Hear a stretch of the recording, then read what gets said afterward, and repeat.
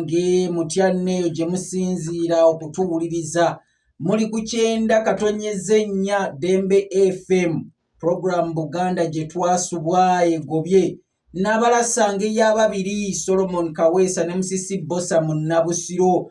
Tuli wano nno twetaayangeza n'eddekera enju eno bwe twesuumuusa ng'omumpya Masiira zenno wano wendi nafunye edda endajje ng'anaaziteeka mu kazingojjo bw'aba ng'anaazisonseka.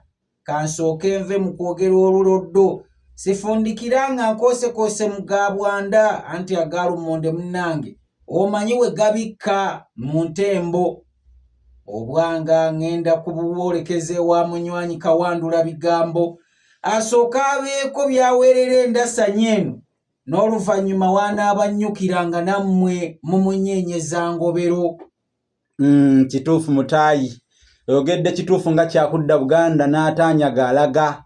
Kale bwe bakugamba nti gogombola akanyiri okajje ku gogombe mwana wattu toyinza kutunula kiyunja okujjako ng'oyagala kufaananako oliise bavumagana nsongobe kyokka ng'eriiso talijja ku musito n'ogamba nti owa ono kandiba kasiiku kandiba akaziribongo akatemajjange nandi kikazoole wamma sijja kuyisa kungu liri omubotongo lyakuma mu mulyango n'okukekeranga omuli w'emmere nti amannyo gange gagenzeeko emmere n'omubuuza nti obwedda gatema muli kaakati nno bino era bya kiziribano nga gonja omwokere musasa naye ate byakaasa mmemme ng'ekirega ku lukakaba fere tuyinza okubavaako tufaananako nga mukomazi wamma tava ku kitendegere nga tekimusiize buleebo.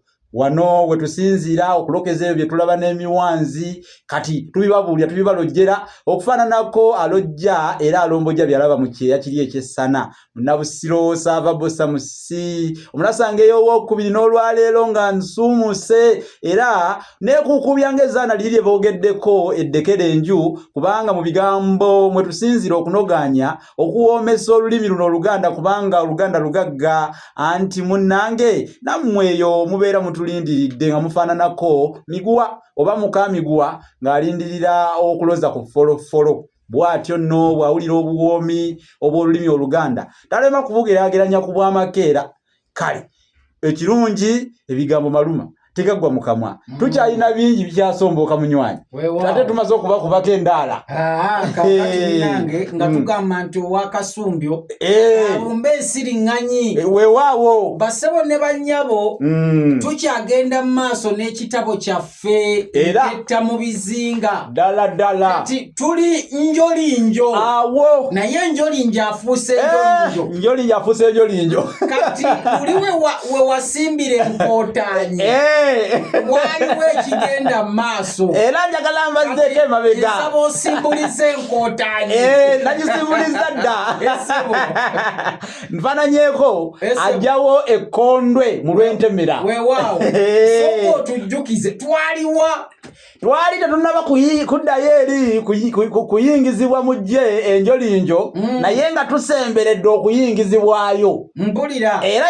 yagamba nti yayongera nti teyamanya nga mu butuufu ndi mu mmotoka okutuusa lwe baatujjamu emabega gye twali tubikkiddwa nga batutwala mu ddongoosezo olwamala okulongoosa awo musawo bwe bamala okumulongoosa bazzaawo nze gwe bazzaawo era nga olwo yabayamba bwe bamala okulongoosa omusawo ne bazzaawo ye olwo kojja wawi akola ebyo mpulira nga wiye bw'ayambako anti munansi mbu naye ng'obukoowu wamma bwe yali awulira okusooka nga bwonna bugenze ye yalowooza nti ebyokunkyusa mu ndabika baabiteesa dda kubanga engeri gye baakikolamu ng'eragira ddala nti tebaguddeeko kigwe kye bakola bakimanyidde ddala. Genda mu maaso bwe bamala okunnongoosa era n'omujjanjabi yajja n'ampita okutuusa lwe ndadde engulu Mpozi olwo twaleka tubaga bamukola plastic surgery. Webale nnyo n'anyumizanga gwe. Genda maaso. Era yajja n'ambita okutuusa lwe nadda engulu. Nti era abasawo balowooza nti obusonko wasumatuka gye nali mbujenjeese mwana wattu ne mbumira. Balowooza mufu wajjo. Ekyo kye kyali kibali ku mwoyo. Era essuula eyo awo we twagikubira olukumu mutwe, olwaleero tuyingira essuula endala eyitibwa nnyingizibwa mu ggye ly'enjolinjo. Kozi omuntu mulala. Ebensembereza omutemu. Tandika essuula. Kale katusumulule ntikwa ku mugomba.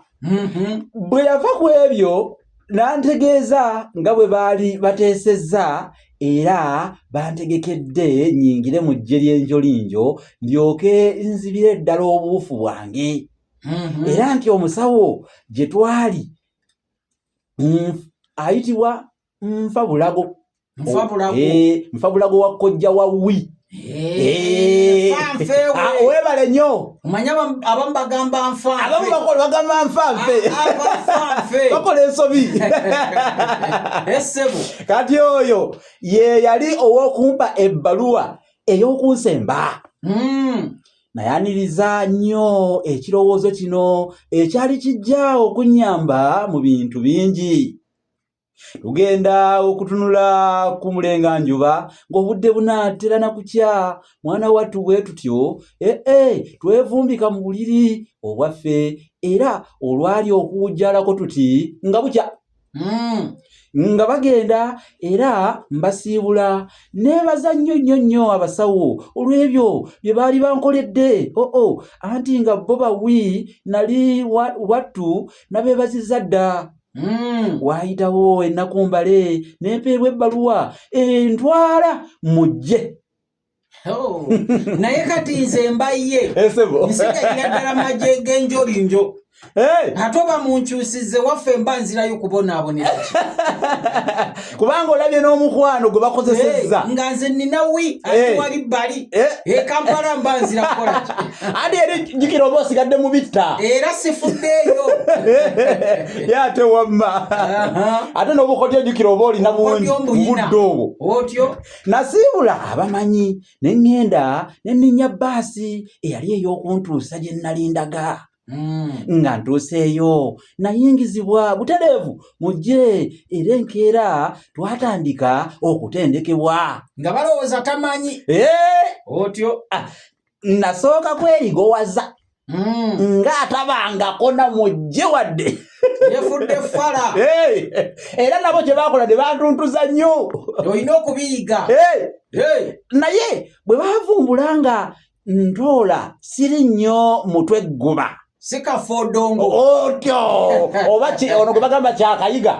Kyakayiga bw'akuba engalabi. Tayimbirira. Bwe lugamba. Ayinza okuyimba n'ava ku biiti. Webale nnyo.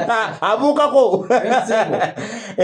Kakati nasooka kwerigowaza mwana wattu ne mba ng'atabangako mu ggye era ne bantuntuza nnyo. Naye bwe baakivumbula nti ntoola siri nnyo mutwe gguba mwattu ne nkuzibwa mangu. Bamukuza mangu. Bintu byalimu okukuza nga bakizudde nkyawo nonno muka. Ayina ekitone. Si wa bulijjo. Omanya amagye nago baŋŋamba kitone. Waliwo n'enjogera gye ŋŋamba nti oyo Solomon si lugoye lusiibwamu.